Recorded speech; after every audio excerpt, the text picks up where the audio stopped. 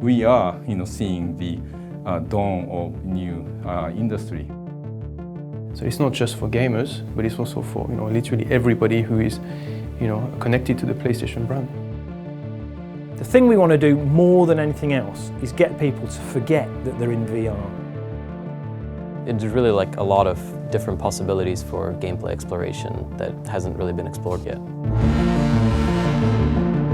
Technical advancement helps game creators to come up with some, totally new experiences. The stars have aligned in terms of technology for VR. So, screens are really good now, the latency's down, the computation power is up, and all these things have kind of come together to mean that we can make VR headsets like Morpheus that really work.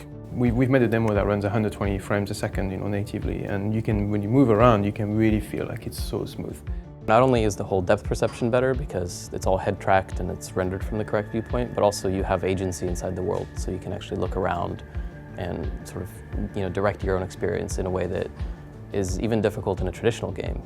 On one hand, you've got the Move controller, so you've seen the highest demos, and on the other side you can also use DualShock 4. So we have these two options, and depending on the game that people make, they might choose one or the other. The two are very complementary. The next generation that we showed earlier this year, just even better. I mean, a brilliant screen. It's very comfortable.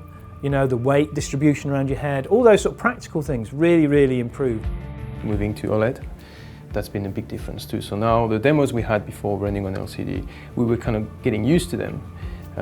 But the moment we kind of switched, it was like, wow.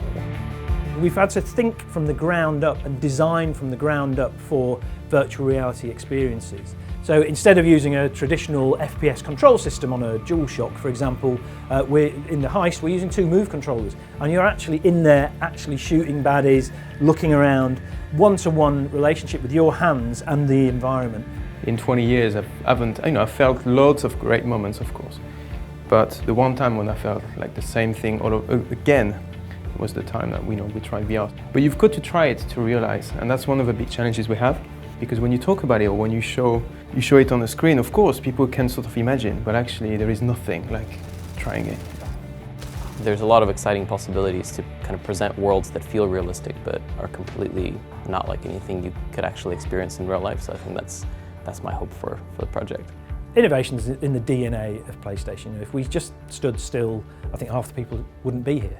They're here because they love innovating, finding new experiences. We are here to entertain people, and we cannot do so without trying out new ideas.